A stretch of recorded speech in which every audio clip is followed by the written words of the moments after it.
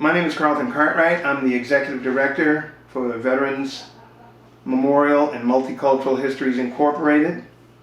And today is July 3rd, 2021. And we are at vmmhi.org. Okay, and sir, what is your name? My name is Gary Pointer. Okay, Gary, and when is your birthday? I was born March 27th, 1958. Okay, and what branch of the service did you serve in? I served in the United States Army. Okay, what rank were you when you separated? Separated, I was E5, I was a sergeant.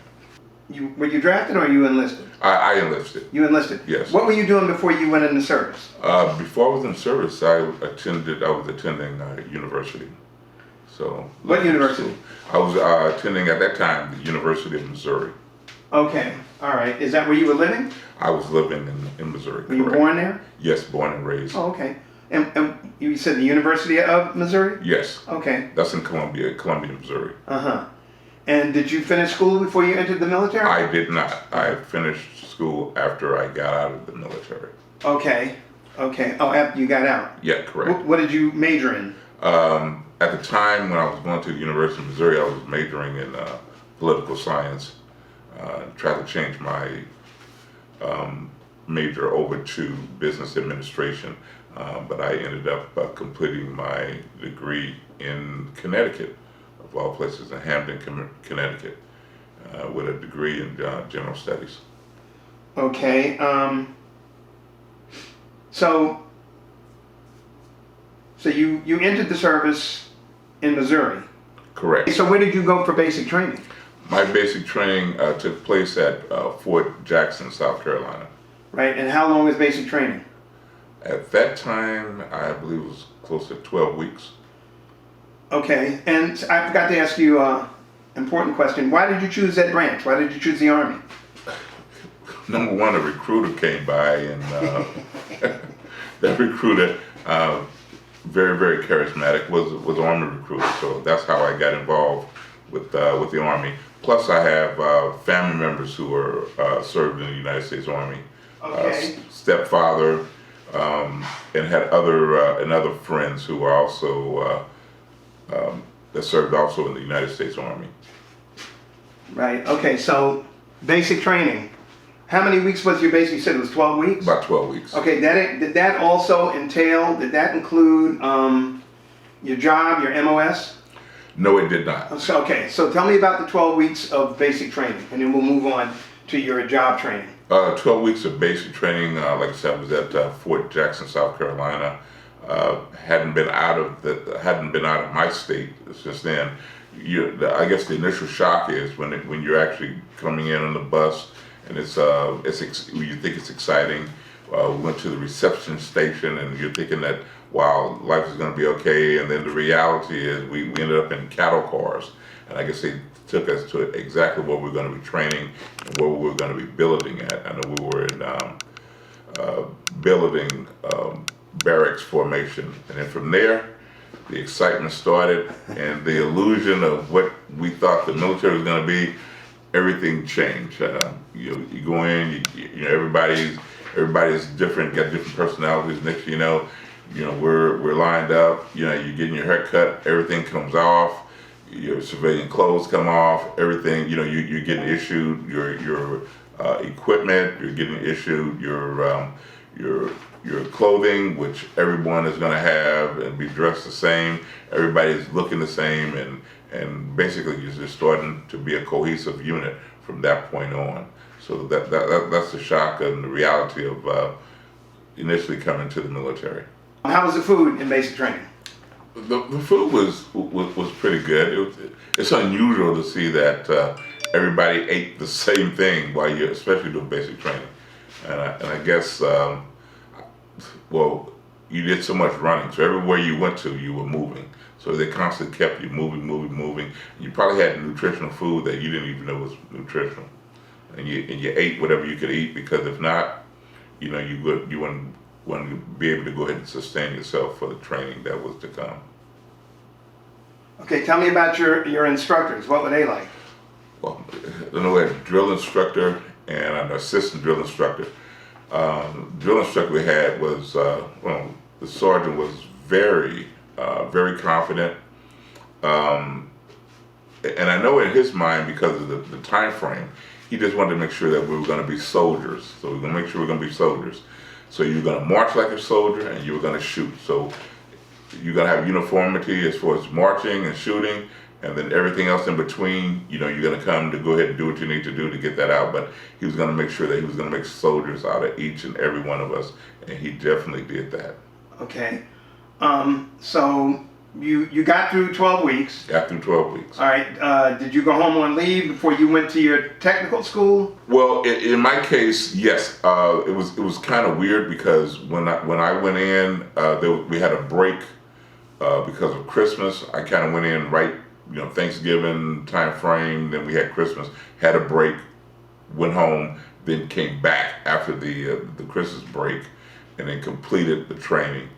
And after completing basic training, I went straight to get training for my job, which is my military occupational specialty, the MOS, and left from there. And I ended up. Where did you go for that? I went to Fort Benjamin Harrison, Indiana. Okay. Which is right outside of Indianapolis. So okay, let's just go back for a minute. All right. So you started in Missouri? Started in Missouri. And then then you went to Indiana for the second part. What time of year was it? When I went for my 12 weeks. basic, well, the 12 weeks was in Fort Jackson, South Carolina. Okay, so what time of year was it there? It was actually the fall. I'm asking you a weather question. Yeah. So the weather wasn't too bad, huh? The weather wasn't too bad, but I only saw things from the ground up. So I was looking at from pine needles and pine trees from the ground up, and then everything else is just motion, just moving in motion. That's about it. Okay.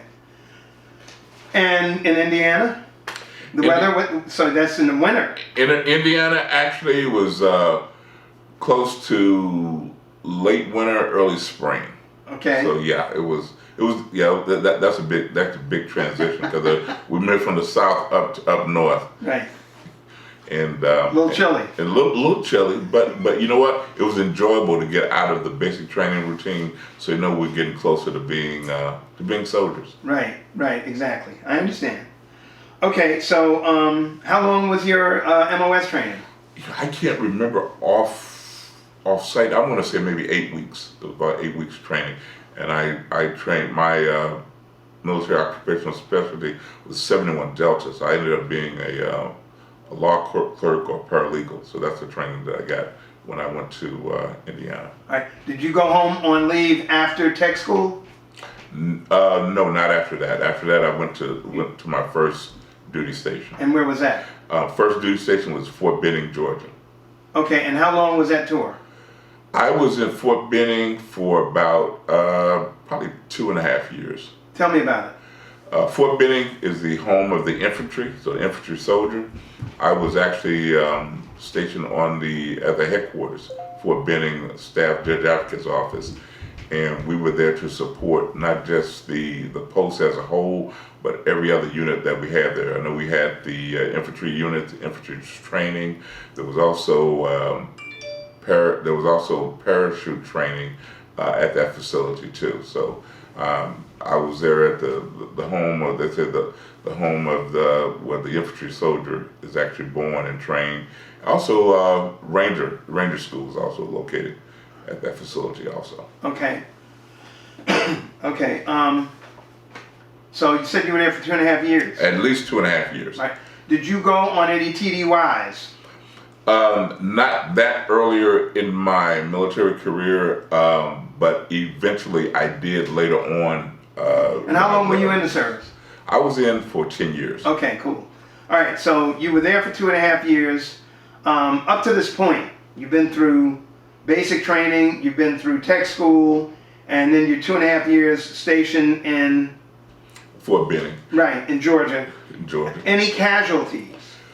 You or anybody else suffer any injuries? Not during that particular time, because like I said, we're there. Also, the School of the Americas is also located there, where other individuals come in from other countries to train. Oh. That we have to train. So that was headquartered there too. So we were more or less like support staff for every other entity that was going on at the facility. Right.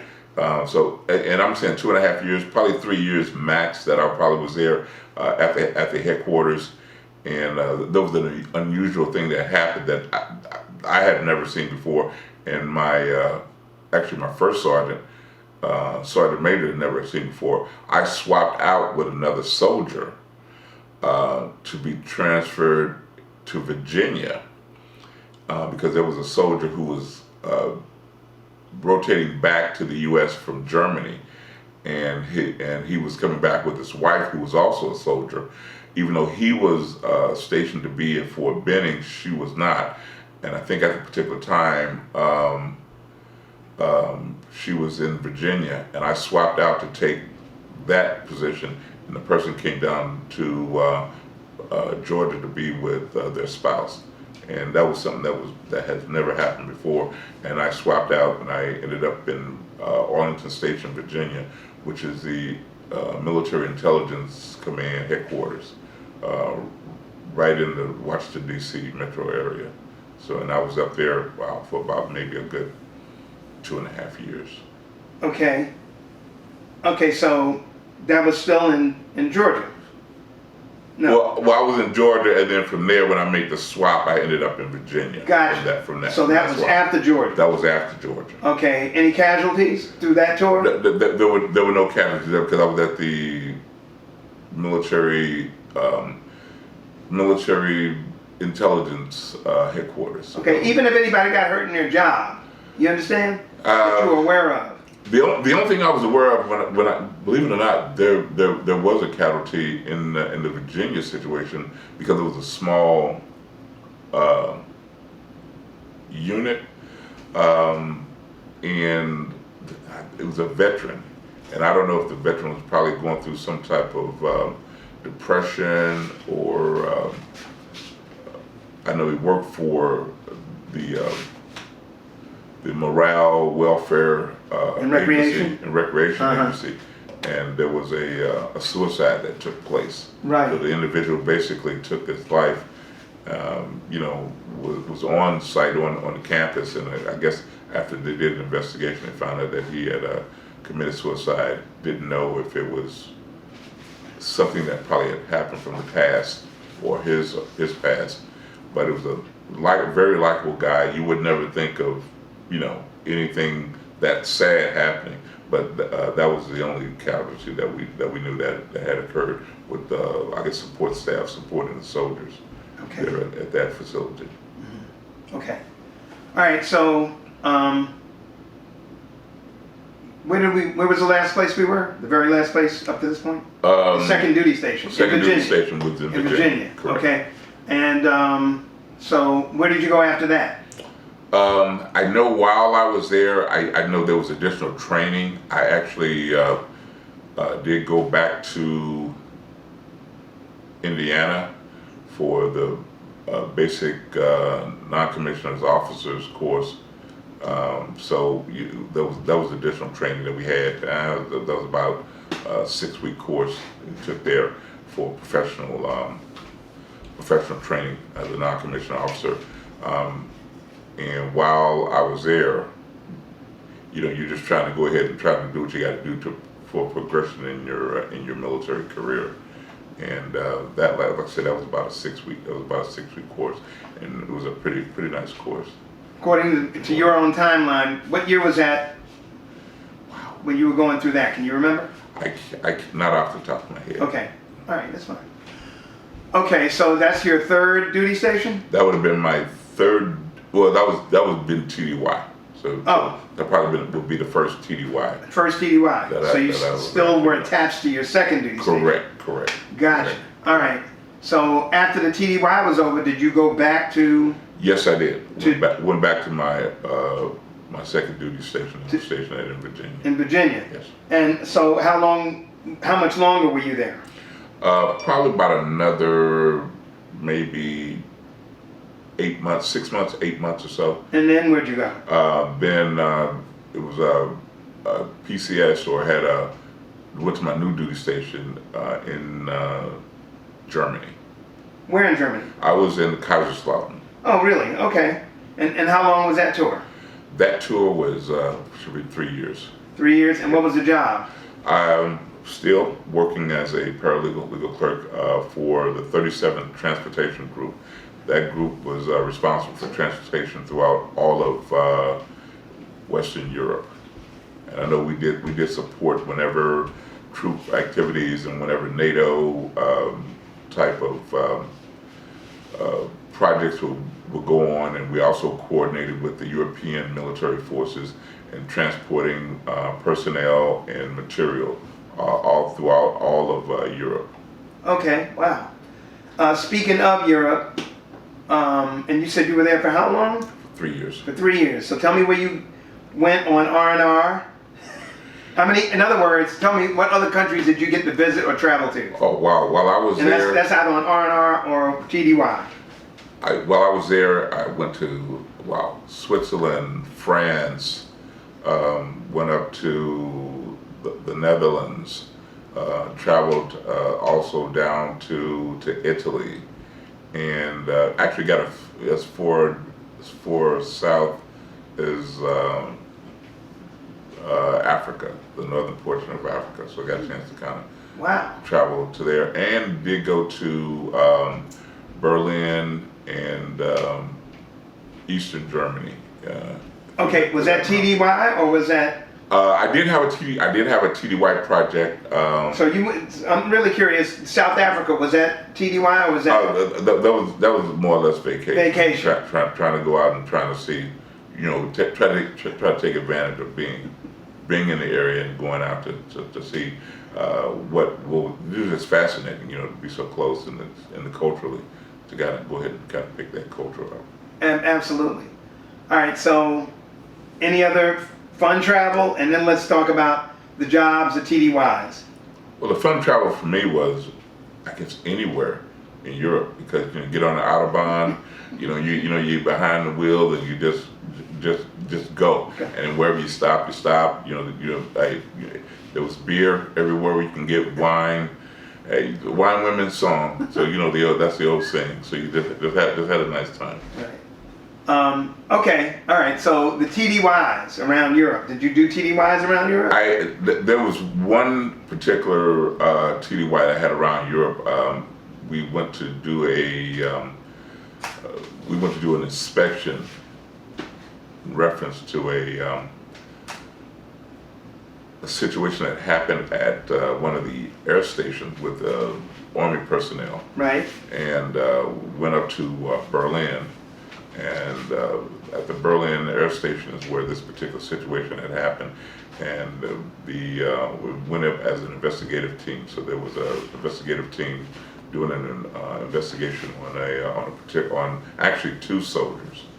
And it was like a mini court that went on with the investigation. I got a chance to kind of spend some time in Berlin, which is a fascinating city. Uh-huh. And the drive through the Autobahn from the free side of Germany through the Russian controlled portion to Berlin was pretty fascinating. And then there was a culture between, I guess, the Russian soldiers and I guess American service members, where we would go to certain checkpoints and we would exchange, like say I can exchange maybe a unit crest, and then in exchange for a unit crest I probably would get a star from one of the Russian soldiers. So there was like some type of camaraderie with that. So you're kind of still interacting with other like military personnel, and there is a protocol of respect on both sides of that. Okay. Even though we are on the opposite ends as far as service in the military, but there's a high respect for soldier to soldier or fighting man to fighting man. Okay. In the culture. Did you see any combat? Me personally, no, I did not. Okay. And again, just to go, what year did you go into the military? I went in the military in 1982. Okay, and you separated in 92 approximately? Separated in 1992. Okay, so All right. So your interactions, from what I understand, on the economy, so to speak, in Europe, everything was positive. There was Everything for most so was positive. I know I was there, as a single soldier. I did get married, and I did bring my wife over when I finished up my tour in Germany, and she was also she had also served too, so she was also a soldier too. Oh wow! And was still Same branch. Same branch. Okay. You know the joke is there was only one branch in the military, so we're gonna say the one branch, and that one branch is Army. We always say that. And I'll go ahead and I'll even after that, 'cause I said we always had an army before we even had a country. So before we became the United States, there was an army before there was a country. So Okay. so Navy, don't get mad at me. Marines, you can't get mad at me. And Air Force, we let you guys grow up so that you can go ahead and be on your own. So that's going to be the joke. And I'm going to throw that out there now. I don't know if anybody's going to put that out there, but I'm going to put that out there. So we're already here, okay? Okay. That's all good. It's all good. Okay. Any casualties in Europe? Not in Europe, but we were there more or less as a support mechanism for everything that was happening, especially with the Cold War going on, and we would have to be up in order to be ready, not knowing if it was the real thing or not. So we basically were highly trained and motivated and kept things as such. Okay, cool. Tell me about any medals or citations that you received. Oh man, I guess whatever the normal run of good conduct, service medal. I was also been awarded the marksmanship of sharpshooter. I had at least a good conduct second oak leaf cloister, and I know that there was some other awards and medals, but I can't tell you off the top. That's fine. So after Germany, where was the next TDY? My next duty station after Germany, I ended up in Kansas. Where? I was at actually I was at we're gonna say the big house. Everybody knows the big house. I was at Fort Leavenworth. I was stationed at Fort Leavenworth, Kansas. How long were you there? I was actually there until I left the military service. So I can't really tell you. I know I left there in 92. Okay, and how was that? So how many years were you there? I can't even say roughly off the top of my head. Just 2 years, 3 years, 1 year? Maybe two and a half. So what was that tour like? That tour was outstanding for me. It got me closer back to, I guess, my neck of the woods where I'm from, with Missouri not being far. Right.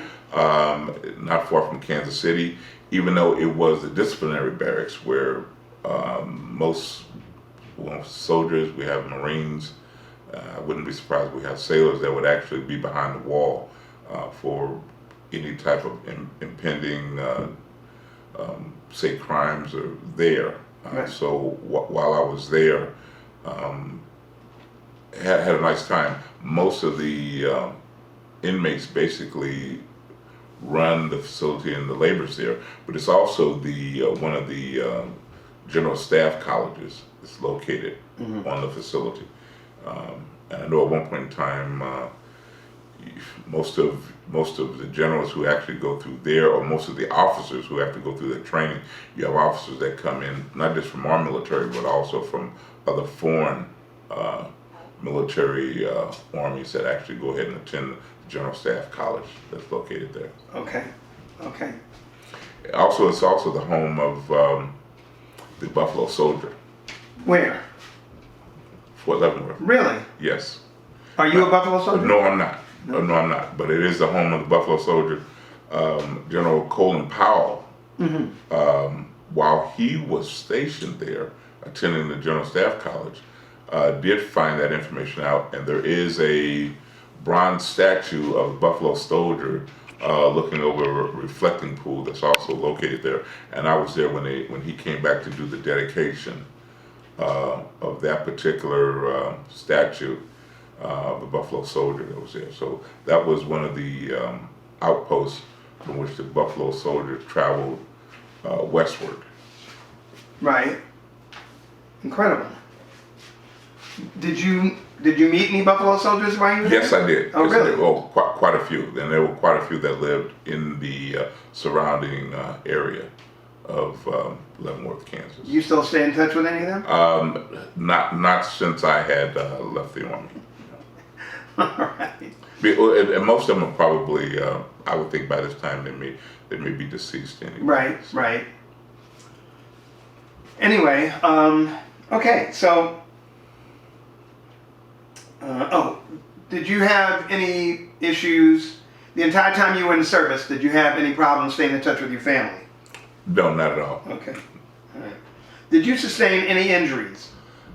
Service connected, doing whatever our duties were. Like I said, if you were out, I did. I know I had injuries to my back. I had injuries to my knees, and I don't know if it was wear and tear, through the training, and whatever support mechanism that we had. Because I know with Desert Shield, Desert Storm going on, we did do a lot of support mechanism to troops that would actually come through.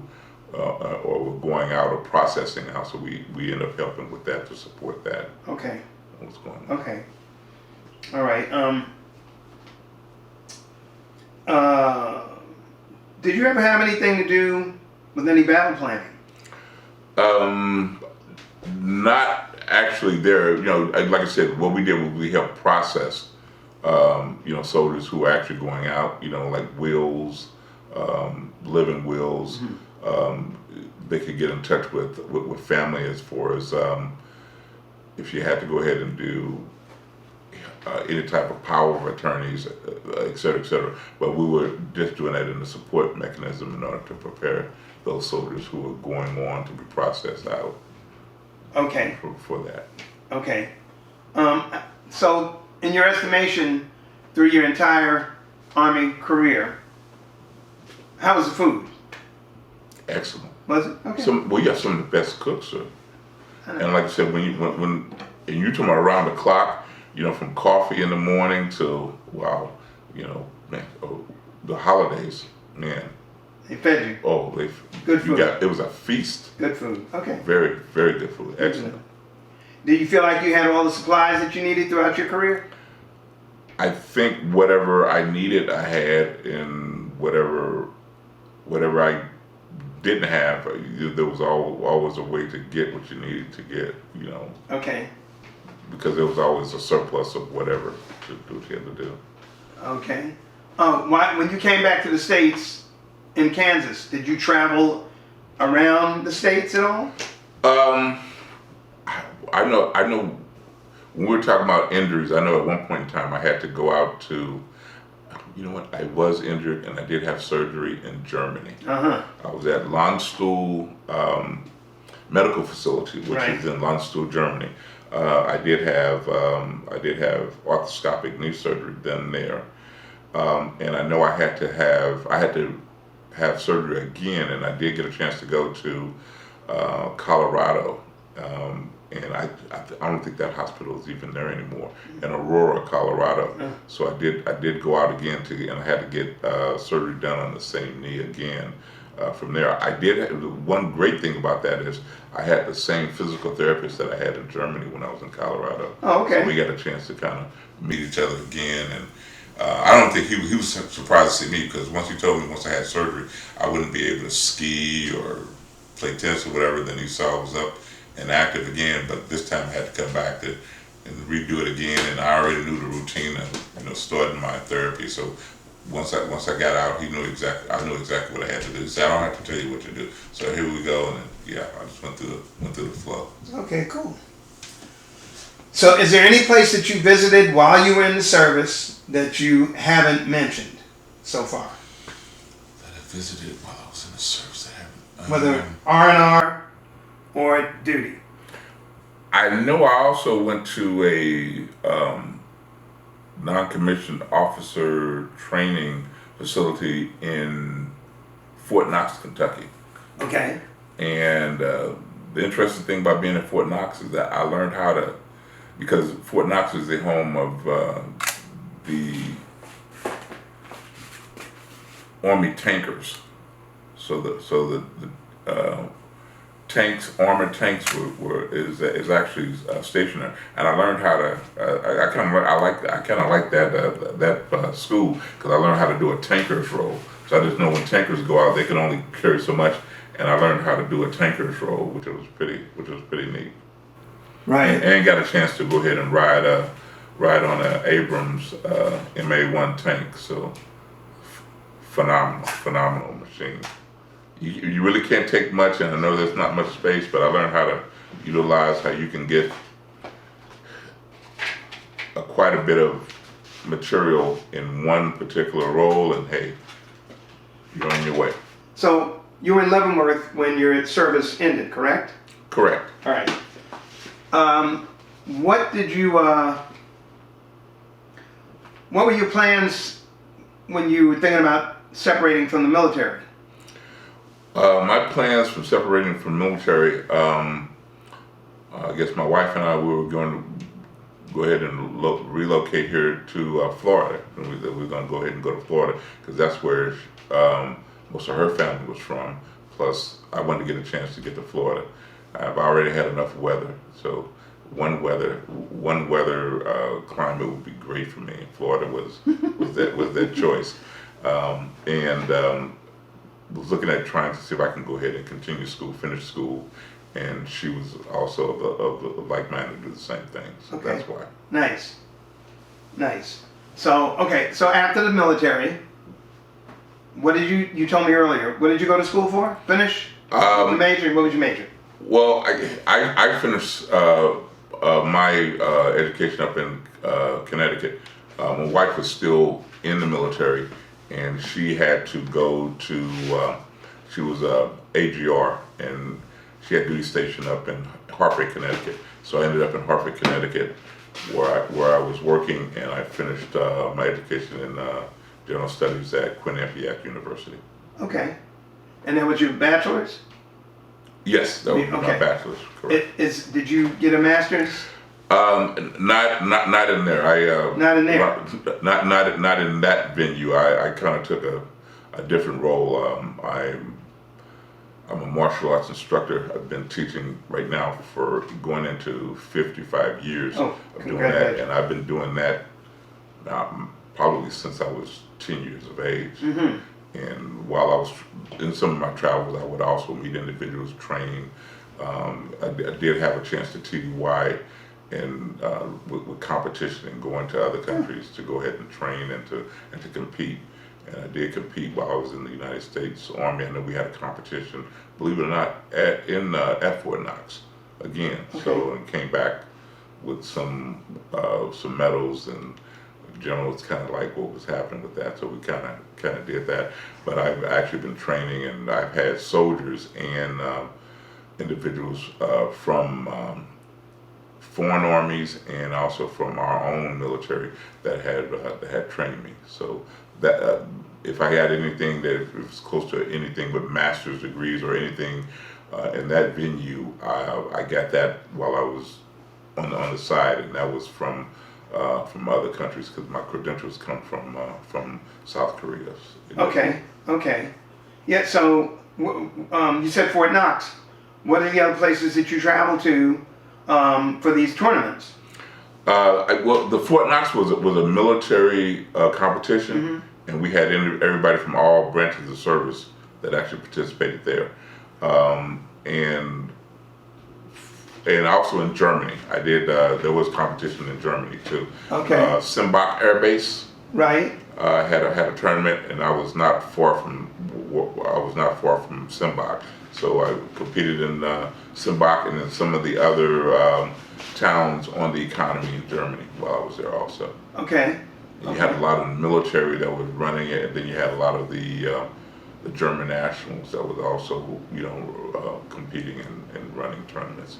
Gotcha. for the most part. And then in the U.S., Washington D.C., the regular fare of competition: Washington D.C., Virginia, North Carolina, Missouri, Kansas, Oh, that type of thing. So wherever the competition was at, and even though competition is one thing, the way that the old soldiers were teaching, it wasn't for competitive purposes. It was all self-defense oriented. So I did the competition to try to part of achieving the ranking. So that was part of the ranking from instruction. gotcha. Okay, so what did you do for a job out of the service? Well, out of the service, did get a chance to work in the legal field. The first job I had, believe it or not, getting out of the military, I was working for Publix. So I got a chance to get a job at the Publix warehouse at their headquarter facility in Lakeland, Florida. That's where I established my Florida residency. Was in Lakeland, and I was there probably for a good maybe 4 or 5 years. And then after leaving Publix, I got a job working for the Attorney General, state of Florida, in their offices in Tampa. And then from there, I used, I guess, the skills that the knowledge that I had from the military working in the legal field. Right. And had got a chance to work as a paralegal in Connecticut for United Technologies Corporation at their world headquarters in Hartford, Connecticut. And then when I came back to Florida, I was working also as an independent paralegal for a firm out of Orlando, and then ended up down here in South Florida, where I was working as a paralegal for the United States Attorney's Office out of Miami, working on the project for wetlands, for clean water for South Florida. Nice. So we did go ahead and do that. After that project was completed, basically we were in the recession, so we had the recession, was kind of unemployed, and I did give back and did seek employment working for the state attorney's office up to now for in Broward County. You still doing that now? Still doing that right now. Congratulations. Okay, cool, good. A few more questions. Did your military experience influence your thinking about war or about the military in general? Well, my military training basically got me to not just think about war. I guess we kind of had that previously because, like I said, I knew World War II veterans, I knew Vietnam veterans personally, and the influx of knowing them and what I went through, and then with me experiencing it, it got me ready to go ahead and to be prepared if I had to go ahead and to do anything. I understand the significance and the importance of serving and giving that service and being ready to serve, and being around those individuals who I personally knew, it kind of prepared me also to be significant that I would want to go ahead and actually serve in the United States military. Okay. And how did your service and experiences affect your life? Actually, it's positivity. Because at one point in time, I would have never thought about going into the military. Mm-hmm. And I think while I was at the University of Missouri, I was enrolled in the ROTC program there. Right. There was an attempt to recruit the Marines tried to recruit me into their officer training program, which I did not. I didn't partake in that. But it was I guess afterwards, after continuing school and after school, that I decided, let me go ahead and enlist to go ahead and be a part of that. And I was encouraged by another gentleman who was telling me about, joining the military. You get a chance to, travel the world, and it's going to be an experience that's going to broaden your life, and it broadens your knowledge culturally, and the education and the information that you cannot get from any type of book or any type of classroom experience. So the best thing is to go out there and to live it. Right. Okay. Okay. As in your estimation, your opinion, as an African American, over the period of the 10 years that you spent in the military, how were you treated? Overall, I think I was treated fairly. I'm not going to say that there was not any prejudice or there isn't any racism. I think in society as a whole, you'll come across that, and you kind of deal with that. But overall, as far as the military system, the Army system, there was some fairness about it, and you had an avenue in order to, if there were any problems, you can go ahead and actually do complaints. Things can go ahead and be reported, and I think that they will have corrections immediately with dealing with that. With me working in the legal field, I think I probably had a little bit more of an advantage of, when you look and recognize and you know what it is, and then you can go ahead and make sure you can get your complaints to the individuals who can actually go ahead and make good on that. I'm just curious, in the Air Force we call that social actions. What was it? Did the office where you could complain if you wanted to have a name in the Army? I would think that more than likely between, say, the staff judge advocate, you would end up going with personnel would be like an EEOC type of situation, and then from there they work with every other organization within